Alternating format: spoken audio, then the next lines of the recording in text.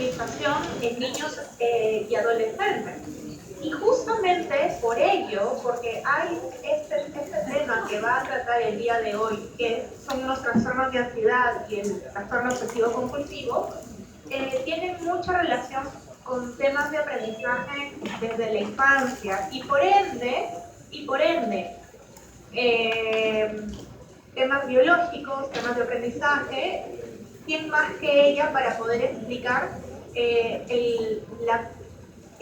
la etiología y cómo reconocer, cómo hacer el diagnóstico principal en esos trastornos, los diagnósticos diferenciales y un atisbo de justamente manejo? Bueno, sin nada más y nada menos les dejo con la doctora Strobe. Gracias. Gracias, doctora. Entonces, bueno, el día de hoy vamos a hablar de los trastornos de ansiedad y el trastorno obsesivo compulsivo.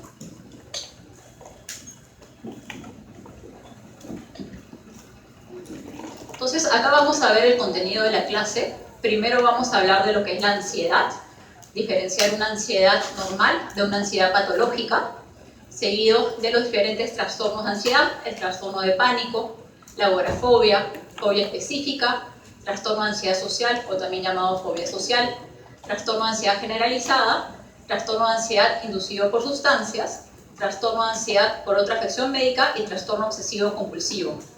Vamos a intentar dejar unos minutos al final de la clase por si hay algunas preguntas.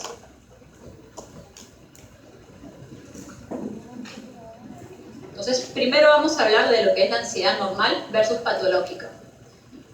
Entonces, me gustaría que levanten la mano alguna persona que nunca ha sentido ansiedad en su vida. Eso es imposible, ¿verdad? Entonces, la ansiedad en realidad es una emoción normal, así como tenemos otras emociones, como puede ser la tristeza, la alegría. La ansiedad también es una emoción y esta va a surgir en circunstancias que para nosotros son de alguna manera amenazadoras, ¿no? Y ha sido parte de la evolución del ser humano desde las épocas antiguas hasta ahorita. Y es lo que llamamos la lucha o huida, ¿no? Acá he puesto un pequeño león. Entonces imagínense que estamos miles de años atrás y nos encontramos con un león enfrente de nosotros. Si no sintiéramos ansiedad, ¿qué haríamos? Iríamos donde el león, acariciarlo y nos quedamos sin mano. Entonces, la ansiedad surgió de manera para protegernos. Entonces, veo este león y decido, ¿qué hago? ¿No? Hay dos cosas. Puedo, uno, huir. Me da miedo el león, me voy corriendo. O lo otro, puedo pelear, ¿no? Por eso es la lucha o huida que ha sido, digamos, caracterizado de toda la evolución humana. Entonces, esto nos demuestra que la ansiedad es una emoción que es necesaria para la evolución del ser humano. Sin la ansiedad, el ser humano se habría extinto ya hace muchísimos años.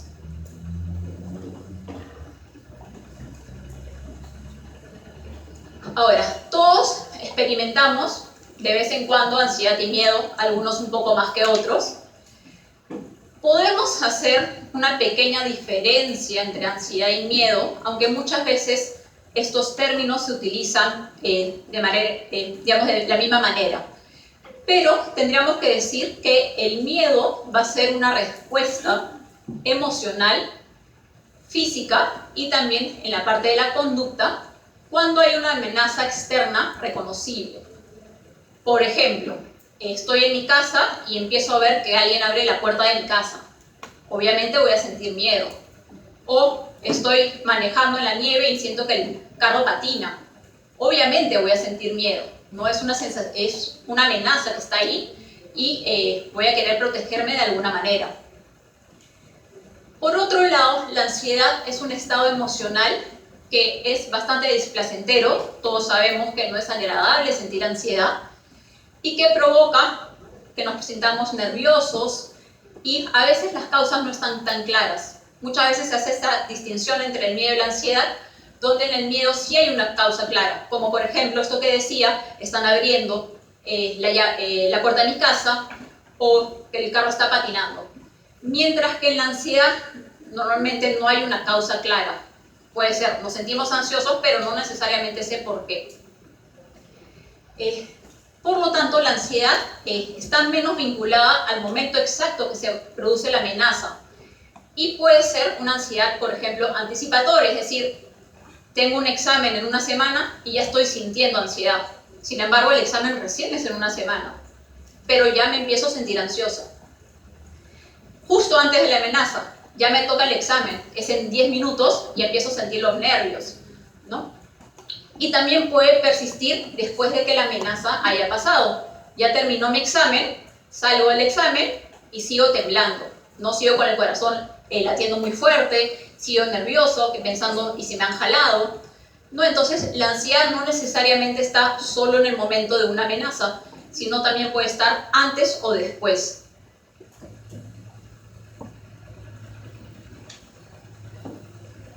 Entonces ahí surge la pregunta, ¿es la ansiedad adaptativa? Entonces, tanto la ansiedad y el miedo, ya hemos dicho que son señales de alerta, y van a actuar como una advertencia de una amenaza, que puede ser interna o externa. Entonces, la ansiedad va a impulsar al individuo a adoptar medidas necesarias para evitar la amenaza o reducir sus consecuencias. Por ejemplo, estamos acá en un país inseguro, obviamente no voy a dejar la puerta sin llave, porque eso puede sentir miedo, puede entrar cualquier persona.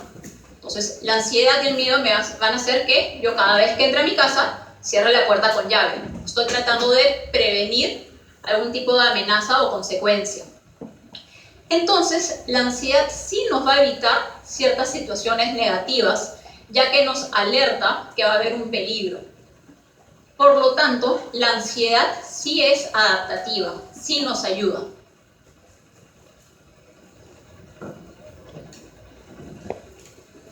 Ahora, todos ya quedó claro que hemos sentido ansiedad alguna vez en nuestras vidas, por no decir un montón de veces. Los síntomas de la ansiedad, la verdad, son muy variados y van a depender de cada persona, pero vamos a poder dividirlos entre síntomas mentales y síntomas físicos. Entonces, dentro de los síntomas mentales es: estoy nerviosa, estoy asustada, no siento algo adentro que me pone nerviosa. Puedo estar un poco confundida, no sé qué está pasando, o incluso puedo tener alguna alteración en la percepción. No veo alguna cosa, me parece rara, pero en verdad no hay nada ahí. Y además va a disminuir la concentración y la memoria. Por eso muchas veces se darán cuenta que en los exámenes, cuando uno se pone ansioso, se les olvida el conocimiento que ya tenía, ¿no? En casa ya sabían todo lo del examen, llegaron al examen y de la nada no saben qué responder. Y también vamos a tener síntomas físicos, dentro de los cuales están malestares gástricos, por ejemplo, diarrea, dolor de barriga, mucha sudoración de manos o de cara o en general del cuerpo, inquietud motora, puede ver a la persona que se pone así para caminar y de vuelta antes de un examen, ¿no? Está inquieto. Dentro vamos a sentir palpitaciones, nuestro corazón late más fuerte de lo normal y más rápido de lo normal. Las pupilas se van a abrir, vamos a tener temblores, vamos a ver que nuestras manos están, por ejemplo, así, antes de un examen. Y también podemos sentir una sensación de vértigo o de mareo.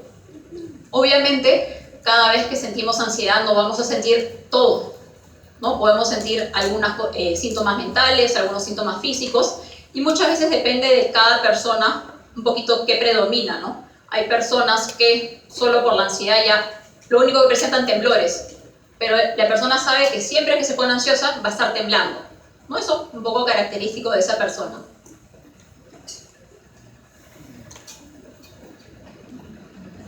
Ahora, ya comenté que la ansiedad es adaptativa. Entonces dirían, ¿por qué estamos en una clase en psiquiatría? Porque la ansiedad también puede ser patológica. Entonces, la ansiedad va a ser patológica cuando el estímulo supera la capacidad de adaptación de la persona y va a aparecer una respuesta no adaptativa, intensa y desproporcionada, que va a interferir con el funcionamiento del individuo y en su rendimiento. Entonces, estábamos hablando, por ejemplo, del examen.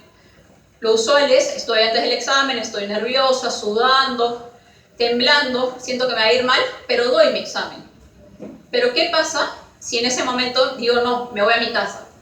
Y cada examen me retiro, me voy a mi casa. No doy ningún examen por la ansiedad. Como que ya la ansiedad no es tan adaptativa, ¿no?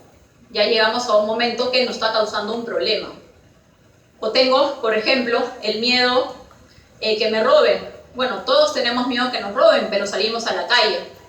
¿Qué pasa si ese miedo hace que ya ni siquiera salga a la calle? No salgo ni con amistades, no salgo ni para comprar, porque tengo tanto miedo que me paraliza, no me permita salir. Ahí la ansiedad es patológica.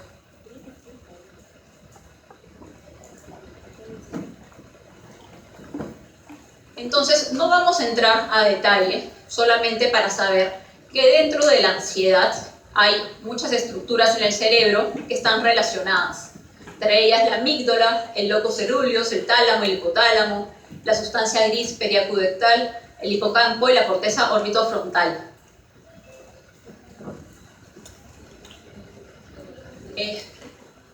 Como digo, no vamos a entrar en detalle porque, como ven, es algo muy complejo en donde todas las estructuras están interrelacionadas, ¿no? Se van mandando conexiones entre una y otra, entre las amenazas, algún estímulo sensorial, van a pasar entre los diferentes núcleos, van a activar la sensación de miedo, activar el sistema parasimpático, el simpático, liberar hormonas de estrés, etc.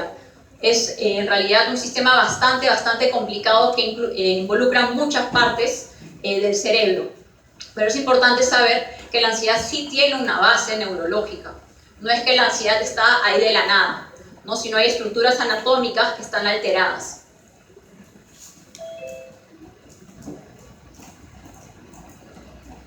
Además de las estructuras anatómicas, vamos a ver alteración en lo que son neurotransmisores.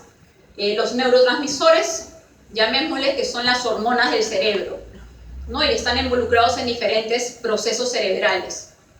Dentro de la ansiedad vamos a ver que varios de estos neurotransmisores están alterados, como por ejemplo, hay una hiperactividad adrenérgica.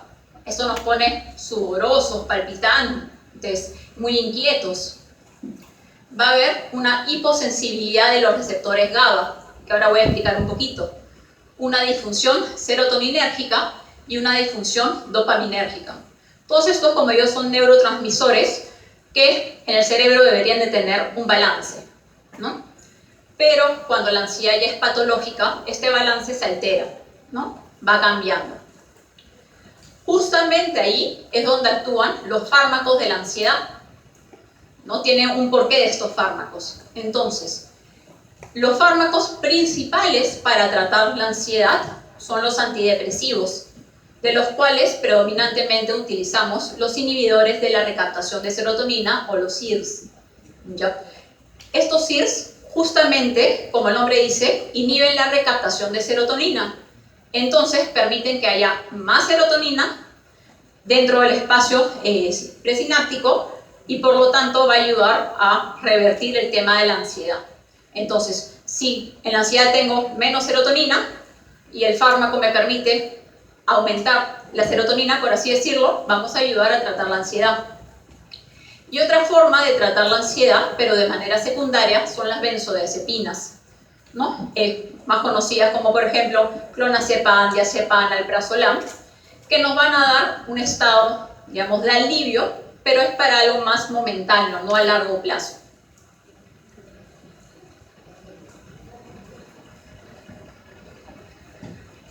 Finalmente, dentro de la ansiedad, aparte de las alteraciones neuroanatómicas, las alteraciones de los neurotransmisores, también vamos a tener algunos factores que nos predisponen a la ansiedad. Lo primero está la predisposición genética. Obviamente tengo mi papá que sufre un trastorno de ansiedad generalizado. Mi mamá sufre un trastorno de ansiedad generalizado. Mi hermana sufre un trastorno de ansiedad generalizado. Probabilísticamente yo también puedo hacer un trastorno de ansiedad generalizado. Más que comparando a la persona del costado que toda su familia no tiene un problema de ansiedad. Ahora, no significa que toda persona que tiene un familiar con ansiedad también va a ser ansiedad. Ahí entran los otros factores. Entre ellos están los factores psicosociales. Por ejemplo, problemas entre las relaciones interpersonales, entre compañeros, problemas académicos o laborales, una amenaza de una pérdida, un familiar que casi fallece, o incluso que llegó a fallecer, necesidades sociales y económicas, cambios de sistema de vida, etc. Factores traumáticos, un accidente. Imagínense que estuvieron en un accidente de tránsito, el carro quedó destrozado, terminaron en la clínica. Obviamente es un factor bastante traumático. Algún desastre natural, los huaicos que vienen ahora, los terremotos, asaltos, violaciones, torturas, secuestros y factores cognitivos. Acá entra lo que es nuestro pensamiento, ¿no? Todos nosotros tenemos una forma de pensar, pero a veces nuestros patrones cognitivos, es decir, nuestra forma de pensar, está distorsionada. Tenemos una visión de la realidad que tal vez no sea correcta. Dando un pequeño ejemplo, veo todo negativo, ¿no? Siempre todo va a salir mal, nunca las cosas van a salir bien. Eso es un patrón cognitivo distorsionado, ¿no? También la sobrevaloración amenazante de estímulos y una infravaloración de sus potenciales personales. ¿Qué me refiero con esto? Por ejemplo, una sobrevaloración amenazante de estímulos es que yo sienta taquicardia y de frente ya estoy pensando tengo un infarto cardíaco, ¿no? De frente, sin pensar otra cosa, ¿no? No es que he subido las escaleras, no es que he corrido, ya tengo un infarto cardíaco. Lo estoy sobrevalorizando.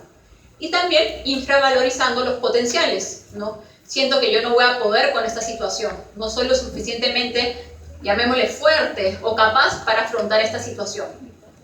Entonces, para tener un trastorno de ansiedad, no vamos a tener una causa. Lo usual es que haya una mezcla entre todas estas causas.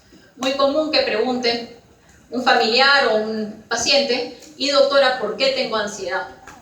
La verdad es una pregunta muy difícil de responder, porque hay muchísimas cosas que pueden haber influido en esta ansiedad.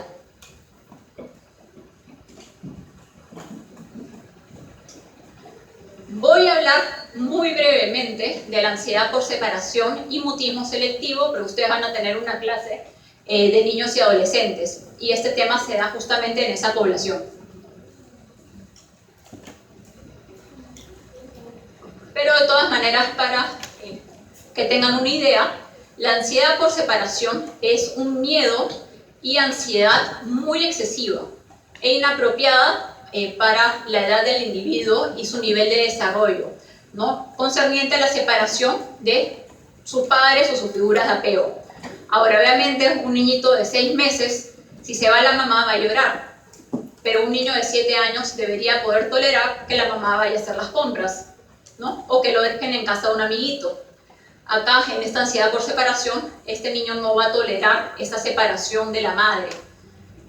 Y está el mutismo selectivo, que es el fracaso constante de hablar en situaciones sociales específicas, en las que se espera que hable, ¿no? Ahora, el mutismo selectivo, su nombre dice selectivo, es decir, no es que no hablan.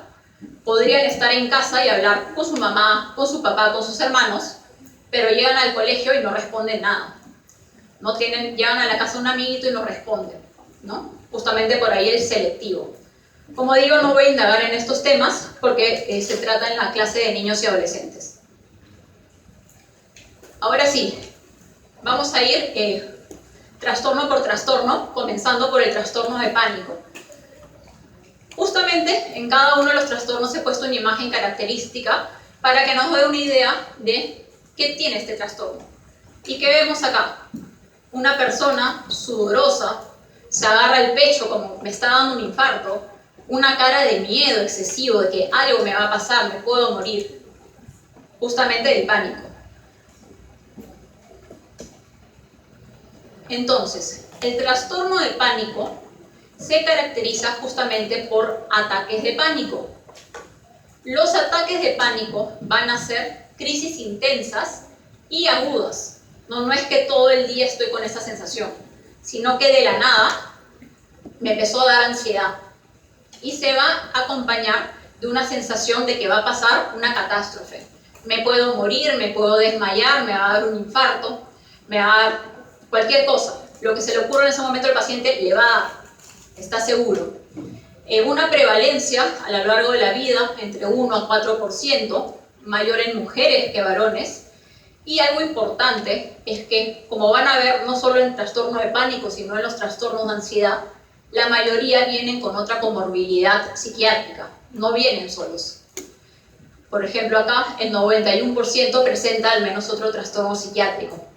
Entre los más comunes, la depresión, obviamente, cada vez que siento que me voy a morir, tengo esos ataques, no quiero salir de mi casa por eso, me voy a deprimir.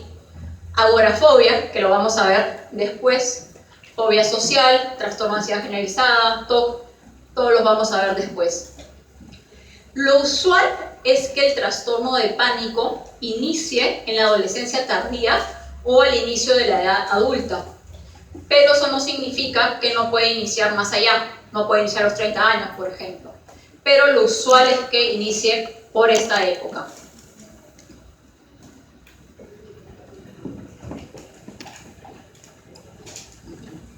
Ahora, como decía, la característica del ataque de pánico es que va a comenzar de una manera muy rápida, o sea, de la nada empiezan los síntomas, ¿no? Y más o menos como que en 10 minutos ya tiene un pico, los síntomas están altísimos. Y en algún momento estos síntomas también, así como incrementaron, van a caer.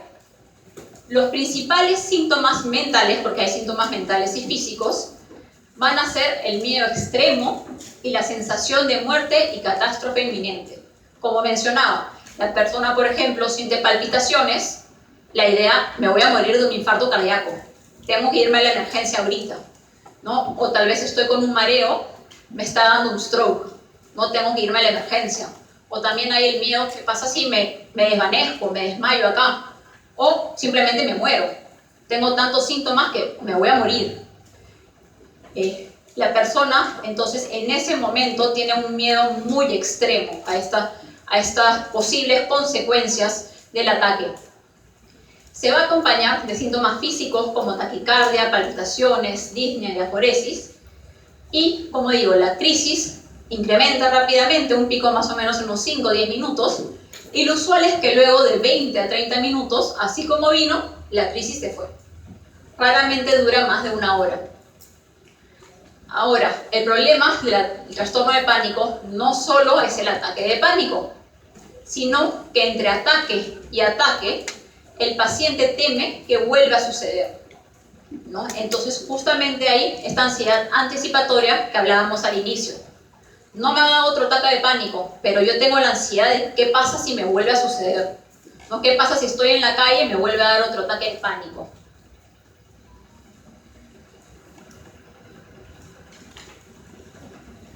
Una vez más pongo el león, porque una vez me enseñaron esta similitud y es bastante interesante. Imagínense que ahorita al aula entra un león. ¿Qué van a sentir?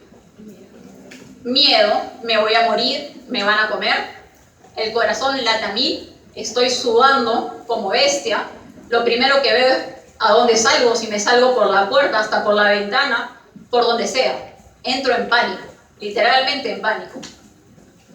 Justamente el ataque de pánico es lo mismo que acabo de describir, pero sin el león. O sea, la misma sensación que si hubiera un león ahorita acá dentro en el aula, pero sin estar el león presente.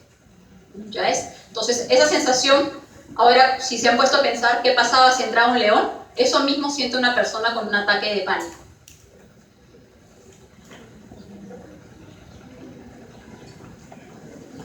Entonces, para entrar un poquito a las definiciones, justamente el trastorno de pánico se va a caracterizar por ataques de pánico. Los ataques de pánico van a ser una aparición súbita de miedo intenso y que se expresa la parte máxima, o sea, su pico máximo en minutos. Van a tener muchos síntomas físicos, por ejemplo, palpitaciones, que el corazón late muy rápido, muy fuerte, sudoración, temblores o sacudidas, sensación de dificultad de respirar o asfixia. La persona dice, me falta el aire.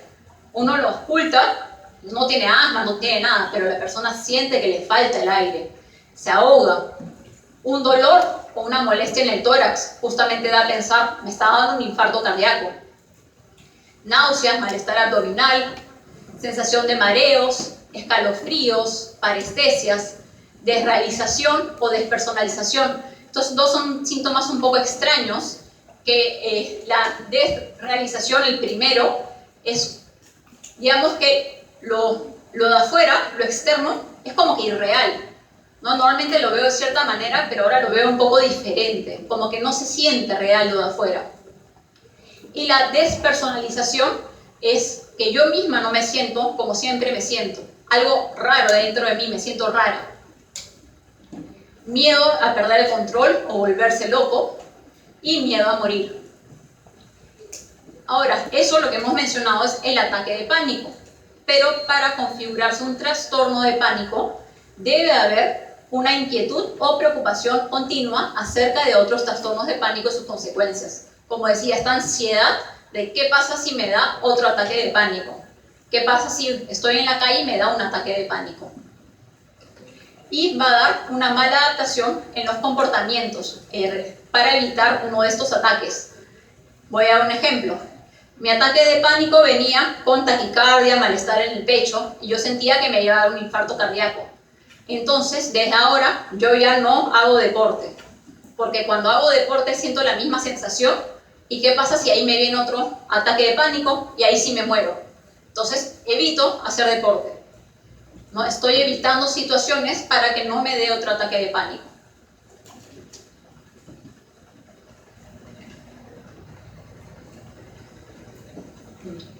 El tratamiento del trastorno de pánico va a consistir en dos partes: el tratamiento farmacológico y el tratamiento no farmacológico. ¿Ya? Acá es muy importante que la pastillita no lo hace todo. La pastillita puede bajar los síntomas, pero no va a quitar lo que hay atrás de estos síntomas. Para eso es la terapia. Entonces, dentro del tratamiento farmacológico vamos a utilizar lo que mencioné inicialmente, los inhibidores de la recaptación de serotonina, dentro de los cuales se sugiere la paroxetina, pero en realidad podríamos utilizar cualquiera de los inhibidores de la recaptación de serotonina. Lo usual es que un antidepresivo, como estos SIRS, demore en hacer efecto, por lo menos unas 4 a 6 semanas. Los antidepresivos no hacen efecto inmediato, no es que yo le doy y a la hora ya se sintió bien. Entonces, muchas veces el paciente está muy ansioso, no quiere salir a la calle, no quiere dormir, no puede dormir por la ansiedad. Por el momento se le da una benzodiazepina para que la ansiedad baje un poquito hasta que el antidepresivo haga su efecto. Una vez que su antidepresivo haga el efecto, ya le podemos ir retirando la benzodiazepina. Finalmente, lo que le va a quitar los síntomas es el antidepresivo, no la benzodiazepina. Entonces es el antidepresivo el que le vamos a dar por un tiempo prolongado. Mientras que la benzodiazepina es algo, llamémosle sintomático, por el momento, entonces se lo vamos a retirar lo antes posible. Es importante notar que las benzodiazepinas, si se los damos por un tiempo prolongado, pueden causar dependencia, incluso adicción. Entonces no es algo recomendable dar una benzodiazepina por mucho tiempo. Como dije, aparte del tema farmacológico, tenemos que dar un tratamiento no farmacológico. Y ahí entra lo que es la terapia. Lo usual, en general, si hablamos de todo lo que es ansiedad, la terapia más recomendada es la terapia cognitiva conductual. En este caso, en el trastorno de pánico, la terapia va a servir primero para educar al paciente sobre sus falsas creencias, ¿no? La tendencia que tiene el paciente a interpretar erróneamente las sensaciones de su cuerpo como indicadores de un problema cardíaco, de una muerte, de una catástrofe. En pocas palabras, tenemos que enseñarle al paciente que si empieza a sentir que su corazón late más rápido, empieza a sentir malestar en el pecho, eso no significa que le está dando un ataque cardíaco. Simplemente es uno de sus síntomas de ansiedad. Entonces tiene que reconocerlo como tal. Además, es importante en el tratamiento dar información sobre qué es un ataque de pánico, no explicar qué es el ataque de pánico, cuándo se produce, que la duración es limitada y que no son potencialmente mortales. Hay que explicarlo así como les dije, tiene un pico y a los 20-30 minutos baja.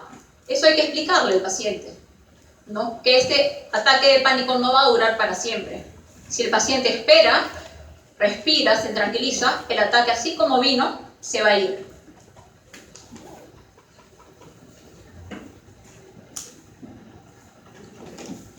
Ahora, un pequeño ejemplo para concretar lo que es trastorno de pánico. Un ejemplo típico, una mujer, 35 años, estaba sentada en su oficina y de la nada, repentinamente, empieza a tener dificultad para respirar. Se empieza a marear, taquicardia, temblores, está muerta de terror, cree que se va a morir en un ataque cardíaco. ¿Qué es lo que hace? Se va a emergencia. Entonces en emergencia la ven, le hacen un EKG, le hacen sus análisis de sangre, ven que no tiene ningún tipo de enfermedad cardíaca y ahí nos la mandan a psiquiatría. Y en psiquiatría, cuando se hace la evaluación, se ve que esta paciente ya tenía otros 2 ataques de pánico previo. No es el primero. Uno, por ejemplo, mientras que conducía al trabajo y otro mientras que desayunaba. Entonces, este es un ejemplo de un paciente que puede llegar a sus emergencias generales. Un paciente creyendo que tiene un infarto cardíaco y finalmente era un trastorno de pánico.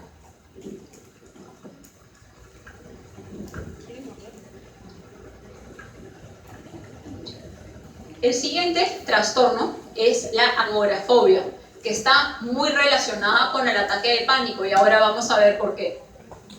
Como vemos en la imagen, es una mujer que está rodeada de personas y está como que con miedo, está rodeada con personas.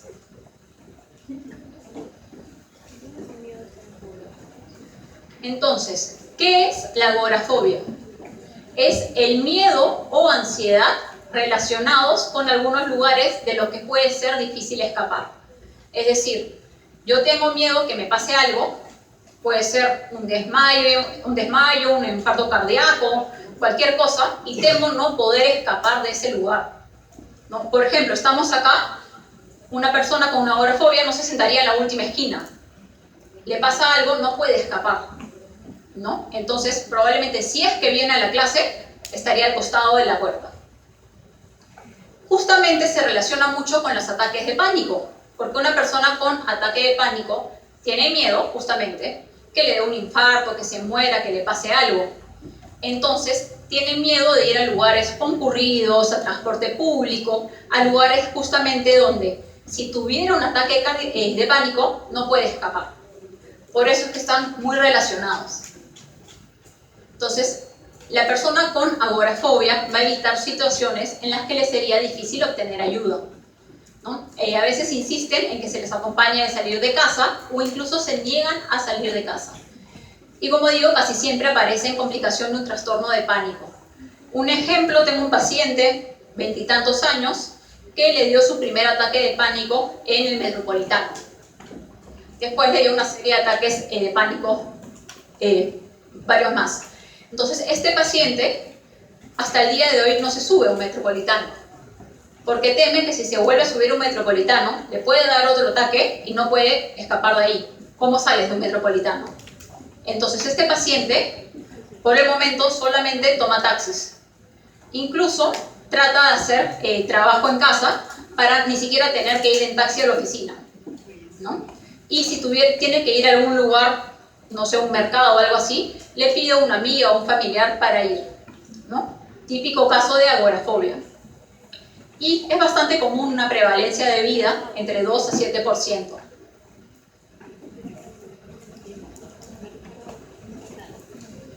Entonces, la agorafobia es el miedo o ansiedad intensa en por lo menos 2 de los siguientes. El uso de transporte público, como les di el ejemplo, el metropolitano, puede ser un micro, puede ser un avión. Estar en espacios abiertos, por ejemplo, puede ser un estacionamiento donde no hay nada. ¿Y qué pasa si me da un infarto? ¿Dónde voy a recibir ayuda? En sitios cerrados, estar en un aula como esta, en un cine, en un teatro, en un mercado. Hacer cola o estar en medio de una multitud. Obviamente no se va a animar a ir a un concierto, ¿no? Donde están todos metidos todos uno encima de otro y no hay forma de escapar. e incluso estar fuera de casa solo. Porque si estoy solo y me da algún problema, no voy a recibir ayuda. Mientras que si estoy acompañado, esa persona me puede auxiliar. Entonces, este individuo teme que no va a poder escapar o disponer ayuda si lo necesitara. Y obviamente va a influir en su funcionalidad, ¿no?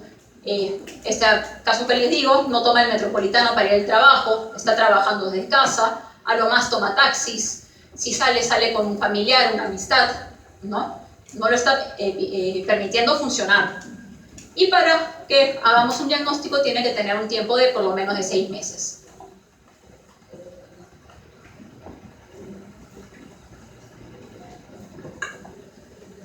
El tratamiento es muy parecido al del trastorno de pánico, un IRS, benzodiazepinas por el momento, mientras que trabaja el IRS, y la terapia cognitivo-conductual justamente para trabajar todas estas distorsiones cognitivas que tiene el paciente. Como digo, muy similar al tratamiento del trastorno de pánico.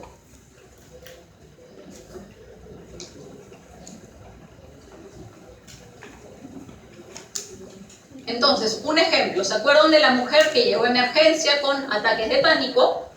Entonces, esta mujer, después de sufrir varios ataques de pánico, empezó a tener miedo de qué pasaba si tenía ataques fuera de su casa. Entonces, no dejaba su casa a menos que sea absolutamente necesario. Y si fuese así, hacía una de dos, o salía con un acompañante o tenía el celular a la mano. Porque si le pasaba algo, ella quería estar segura que podía recibir ayuda. Y esta persona evitaba lugares llenos de gente, como centros comerciales, cines, bancos, donde si necesitara ayuda, las salidas podrían estar bloqueadas.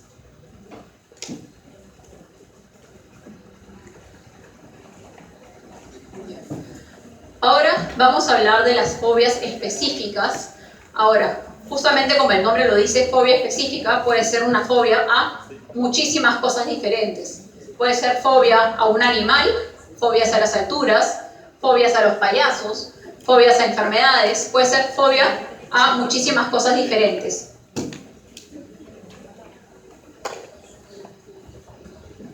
Entonces, ¿qué va a ser una fobia?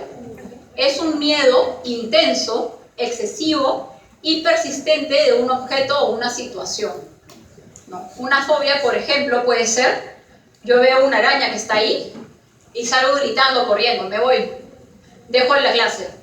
Es una arañita chiquita, no me va a hacer nada la arañita chiquita, pero el miedo, el terror que yo siento es tal que no puedo continuar una clase. Esa es una fobia. Las fobias son bastante frecuentes, como ven, 10%. Solo que lo usual es que una persona con fobia no busque ayuda. Porque dicen como que, bueno, ya, es algo que va a pasar, es algo normal, tengo que afrontarlo. Y normalmente las personas con fobia no buscan ayuda. Es muy común la comorbilidad con otros trastornos, sea de ansiedad, de ánimo o también por consumo de sustancias. Depende de la fobia, obviamente no la arañita, pero si quiero afrontarme a la arañita, tal vez si tomo un poco de alcohol, tengo un poquito más de coraje para afrontarme a la arañita, ¿no? Y eso obviamente me puede producir un problema de consumo de sustancias.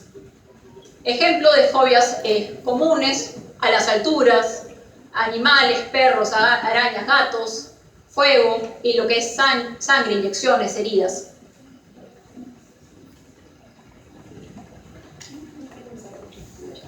Entonces, la fobia va a ser una ansiedad muy pero muy intensa que va a surgir cuando la persona se va a exponer ante la situación objeto de su miedo. Y también puede venir el miedo solamente cuando lo anticipamos o lo pensamos. Es decir, esa arañita yo no la veo, pero solo con recordar la arañita ya puedo empezar a sentir mucho miedo. Entonces, el individuo va a intentar evitar el estímulo fóbico. En el caso de la arañita, yo no voy a limpiar detrás de los cuartos, no me voy a meter a closets, no voy a hacer nada donde puedan haber arañitas. Lo usual es que haya dos momentos de inicio.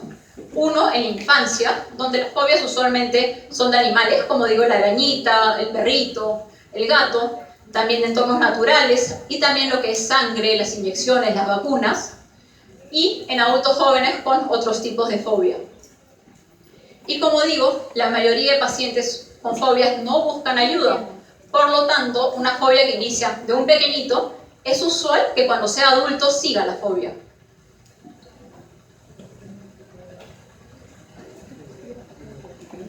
Entonces, la fobia es el miedo o la ansiedad intensa por un objeto o situación específica. El detalle está acá que el paciente sabe que este miedo es desproporcionado. Entonces, en el caso de la arañita, estoy en pánico, veo la arañita y me muero de miedo. Ahora, si me pongo a pensar la parte solo racional, yo sé que la arañita no me va a hacer nada. La arañita está a 4 metros de mí. ¿Qué me va a hacer una arañita? Pero eso no implica que entre en un terror. ¿Yo? Entonces, el miedo va a ser desproporcionado al peligro real de la arañita. Y voy a evitar hacer todo lo posible para no ver esa arañita. Y también para hacer un trastorno de pánico tenemos que tener una duración de 6 o más meses.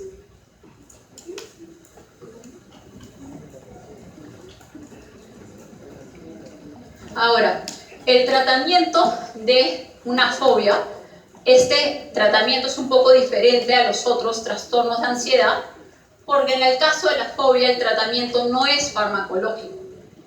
El tratamiento es más un tratamiento conductual. Tenemos un par de técnicas conductuales para tratar una fobia. Uno es la desensibilización sistemática, que es exponer al paciente de manera serial a los estímulos que le provocan ansiedad de una manera jerárquica. ¿Qué significa eso? ¿Ven esta tabla de acá? Entonces, yo estaba haciendo el ejemplo de la arañita. Entonces le voy a pedir al paciente que me haga una lista de esta arañita, lo que menos miedo me da hasta lo más miedo me da. Entonces el paciente dice, lo que menos miedo me da de las arañitas es hablar sobre las arañas.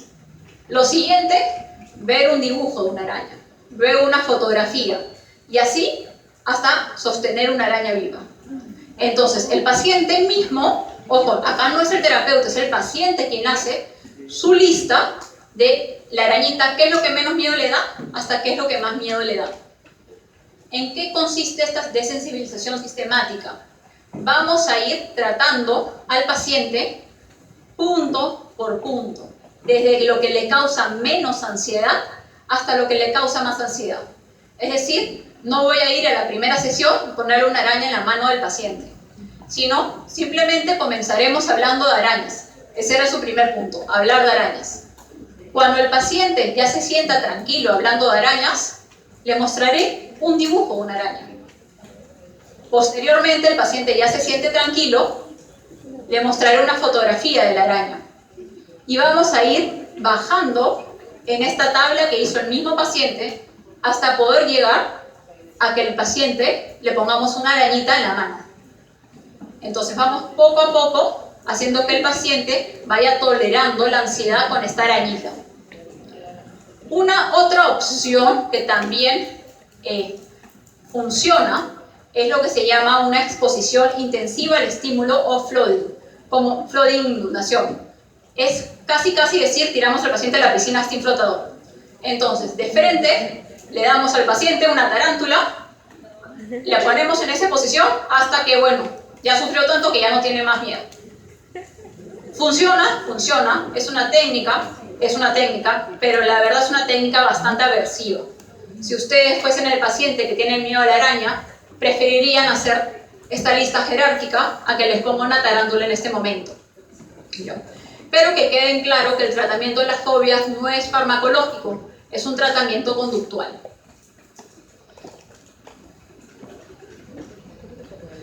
Entonces, en este ejemplo, una mujer de 30 años trabaja de su casa, pero un día terminó la pandemia y le dijeron, tienes que regresar al trabajo. Pero el trabajo solo podía llegar en carro. Y para la paciente, solamente el hecho de subir a un carro ya le tenía terror de que podía morir en un accidente, podía pasarle algo. Y todos estos pensamientos estaban asociados al miedo intenso y muchos síntomas como sudoración, temblores, náuseas.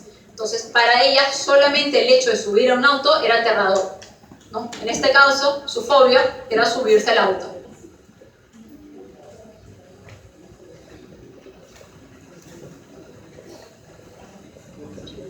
Ahora, vamos a hablar del trastorno de ansiedad social o fobia social. Una vez más, la imagen que nos demuestra, todos me están señalando, todos están diciendo cosas de mí y no lo tolero. Entonces, la fobia social es el miedo a las situaciones sociales, a sentir vergüenza en una situación social, una vergüenza que los juzguen, que se burlen de ellos, etc., ¿no? Puede ser específico a un tema social, por ejemplo, a salir a exponer, puede ser a comer en público, puede ser incluso hacer llamadas telefónicas, ¿no? Ejemplo, yo estoy acá dando esta clase, tengo fobia social. Lo primero que pienso es, todos se están burlando de mí, deben estar pensando, lo estás haciendo mal, lo estás haciendo terrible, porque estás acá, porque eres doctora, porque eres profesora. Todo eso pasa por mi mente, si tuviera ansiedad social. Obviamente, ¿qué haría? No vendría a dar la clase, lo evitaría, ¿no? Hay una prevalencia a lo largo de la vida entre 3 a 13%, más frecuente en mujeres que varones, y lo usual es que esta ansiedad social inicie en la adolescencia. Chicos que están en el colegio no quieren exponer, por ejemplo, tienen mucha vergüenza de exponer, evitan exponer, faltan al colegio el día que exponen, ¿no? Si le preguntamos más allá, ¿qué pasa? No es que el chico no sepa su teoría, es que tiene miedo que los amigos lo ridiculicen, ¿no? Que se burlen de él. Y una vez más, la comorbilidad